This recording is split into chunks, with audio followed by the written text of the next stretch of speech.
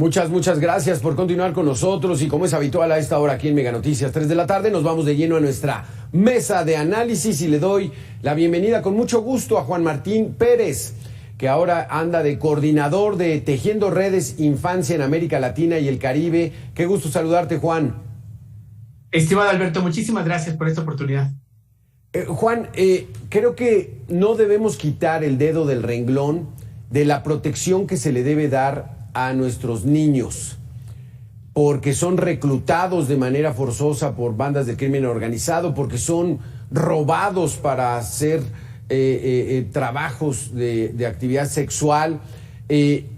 ¿Cómo vamos en este asunto? ¿Qué tanta importancia le está dando el actual gobierno a la protección de nuestros niños para que no sean sustraídos o robados?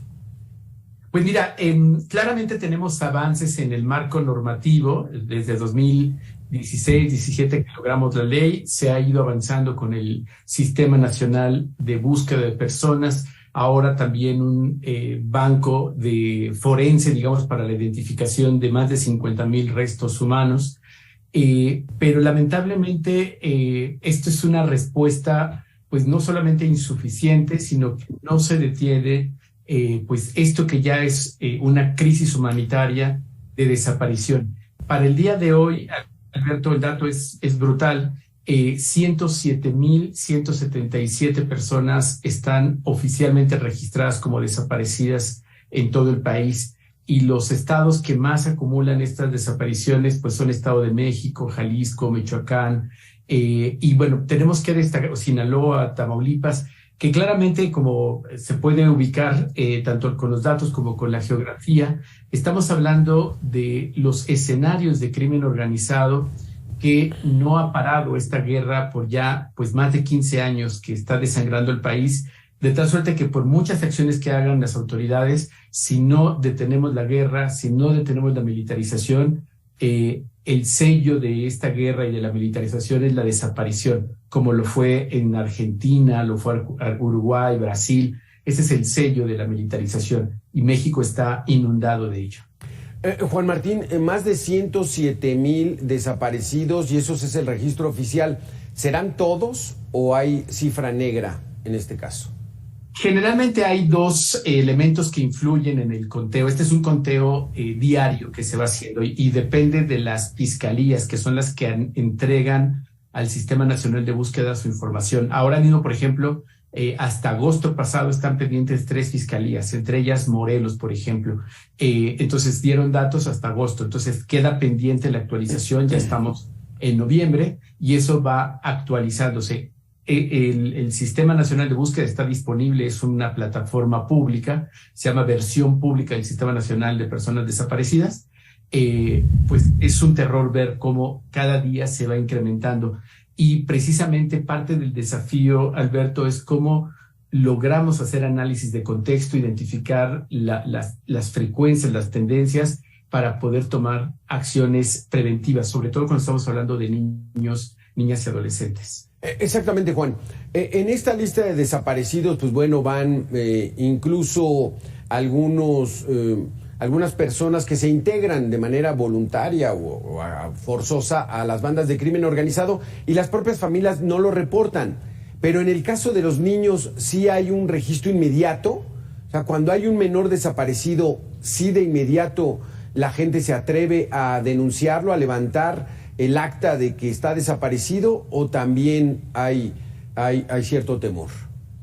Efectivamente, esto se repite porque generalmente los territorios bajo control de los grupos del crimen organizado ya se perdió hace mucho tiempo la línea entre el crimen y las autoridades, de tal suerte que denunciar también es un elemento de riesgo para las familias, y lo que se ha podido observar en los patrones es que las familias denuncian cuando ya no están en el territorio, es decir, cuando salieron porque huyeron para sobrevivir, o incluso meses o años después, cuando cambiaron las autoridades o ya asesinaron a los líderes o a las propias autoridades vinculadas.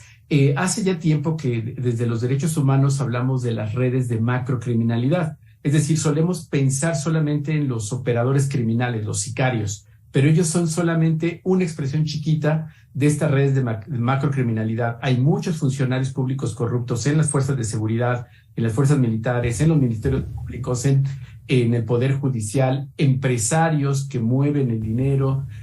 Todo esto forma parte de un gran negocio donde particularmente las chicas adolescentes se han convertido en una prioridad para estos grupos criminales. De acuerdo a las investigaciones que hemos realizado, con alta probabilidad las convierten en esclavas sexuales en el mismo contexto que estoy mencionando de la guerra. Qué terrible situación. Y a los niños, a los varones, ¿cuál es la intención de reclutar a menores de edad por estas bandas criminales? Hay varios usos literalmente de esta esclavitud moderna. Para los más pequeñitos esencialmente es que sean vigilantes, los llamados halcones que hemos escuchado. Para los adolescentes también hay una parte fuerte de explotación laboral. Los tienen esclavizados en los laboratorios de drogas, también en el campo, digamos, porque estos grupos se han diversificado, ya no solamente cultivan drogas o tienen laboratorios, sino también está, por ejemplo, la extracción de minerales, minas, digamos, ilegales. Hay una gran cantidad de modalidades de explotación laboral. Y muy poquitos los hay, pero muy pocos están vinculados a hechos duros como el sicariato. Casi siempre lo que hemos encontrado es que tienen algún vínculo directo con algún familiar o algo por el estilo, pero más allá de estos casos que son a veces los más escandalosos y llamativos, tenemos el día de hoy 17,865 niños y niñas desaparecidos, los cuales, pues no solamente, esto conocemos como un crimen continuo, la desaparición, porque no están bajo protección del Estado ni de sus familias y pueden ser en este momento víctimas de muchos delitos: abuso sexual, violencia física, explotación laboral, como estamos comentando, explotación sexual, torturas o incluso el homicidio o feminicidio. Entonces, estos 17,865 niños y niñas desaparecidas están sobre todo, y esto es muy terrible, Alberto, porque lo sabemos hace ya más de una década y seguimos sin hacer intervención de Estado, en el Estado de México, nuevamente Jalisco, Tamaulipas, Sinaloa, Michoacán. No, de verdad que no hay mucho que decir más que la omisión dolosa de las autoridades que siguen sin tomar acciones decididas. ¿Qué dice esta dinámica que han investigado ustedes? Estos casi 18,000 niños que están en estos momentos desaparecidos, si los sustraen del Estado de México, ¿se van a algunas regiones del mismo estado? ¿Se los llevan? ¿Cómo operan estas bandas? Sí, hemos encontrado que hay estos patrones se les desaparece en un territorio, pero en realidad son trasladadas o trasladados a otros espacios. Quizás el público recuerde un caso muy grave de una ejecución extrajudicial que realizó el Ejército en el Estado de México, en Tlatlaya, por los cuales también, por cierto, hay que mencionar, hay impunidad militar, pero de los 22 personas que fueron víctimas de hechos en ese momento y donde ocurrieron varias ejecuciones extrajudiciales, 6 de los adolescentes y jóvenes, o voy a ser más preciso, 6 de estos 22 tenían denuncia de desaparición y secuestro en el estado de Guerrero. 4 de los 22 eran adolescentes, incluida una niña que fue asesinada de 15 años, por la cual se comienza a jalar la punta de la madeja para la investigación. Entonces, estos 6 adolescentes y jóvenes que habían sido reportados como desaparecidos o secuestrados, no fueron buscados y 6 meses después, varios de ellos fueron asesinados. Esto es una práctica común, se ha denunciado mucho también por parte de algunos cárteles que trasladan a los adolescentes entre sus campamentos que tienen en Michoacán, Guanajuato, Tamaulipas, Sinaloa, con total impunidad. Y por eso es que hablamos de redes de macrocriminalidad, Alberto. No es posible que 107,000 personas estén desaparecidas, de las cuales 17,865 sean niños, niñas, sin la participación de las autoridades. Es imposible que esto no pueda verse de alguna manera en el territorio. Recuérdame aquel caso cuando en Michoacán derribaron un helicóptero con militares élite y que vino una respuesta muy fuerte por parte del ejército mexicano, encabezada por el secretario Cienfuegos, y que mataron a 40 y tantos supuestamente criminales, y que muchos de ellos quizá no lo eran, sino habían sido puestos. Platícanos de esto, Juan. Sí, este caso que fue realmente dramático nos muestra precisamente el patrón de actuación que tuvieron las autoridades y que siguen teniendo ahora de manera menos visible o menos masiva, pero que se convirtió en una práctica desde Calderón y luego con Peña Nieto de masacres que se normalizan o se justifican como intercambios de disparos, confrontaciones. Hay estudios, Alberto, que han documentado que en esta administración hay más letalidad en las confrontaciones del ejército con estos grupos, porque claramente no se trata que los abracen, ¿no? Eso es incorrecto y ilegal.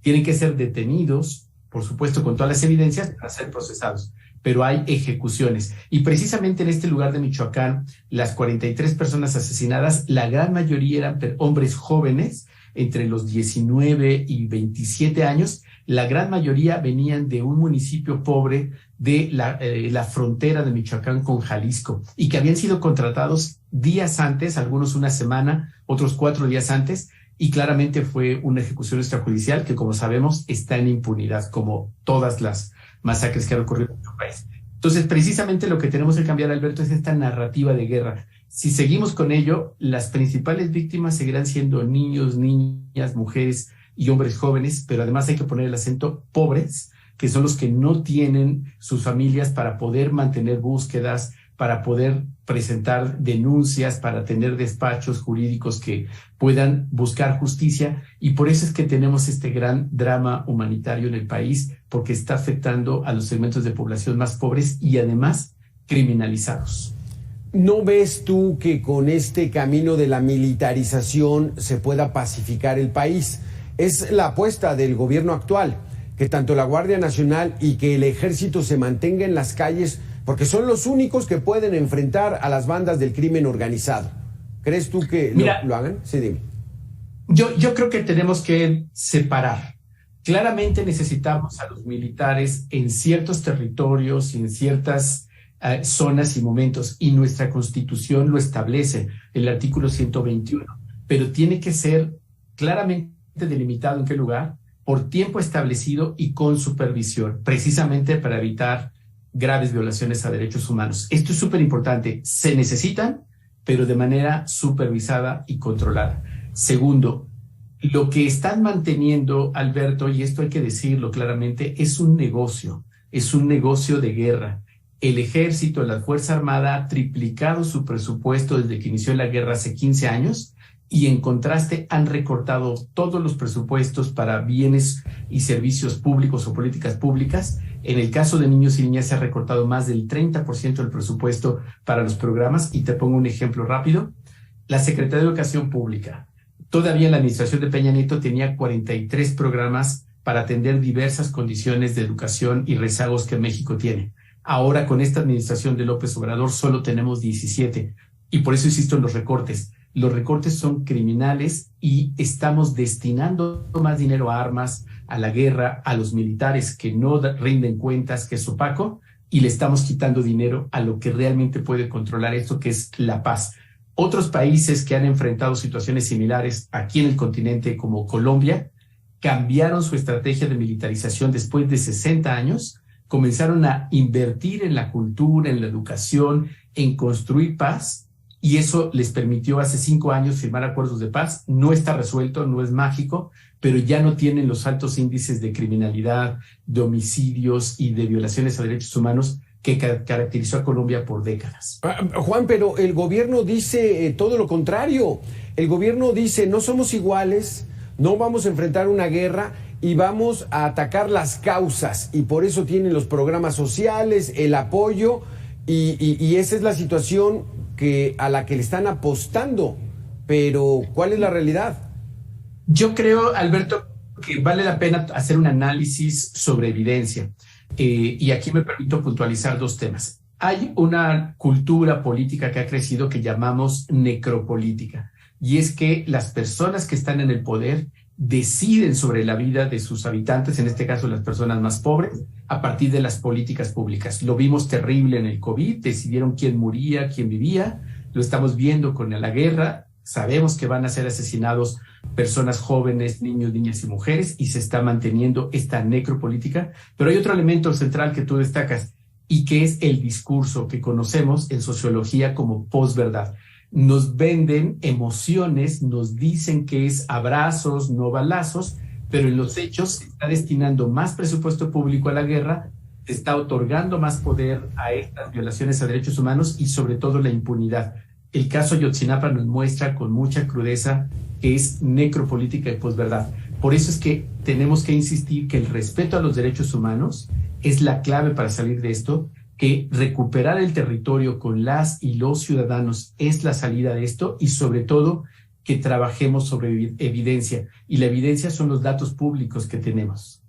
Se nos acabó desafortunadamente el tiempo. Te quería yo preguntar algunos comparativos, particularmente ahora que estás en región de América Latina y el Caribe, pero ya lo haremos más adelante. Juan Martín Pérez, coordinador de Tejiendo Redes Infancia en América Latina y el Caribe. Muchas gracias por estar con nosotros.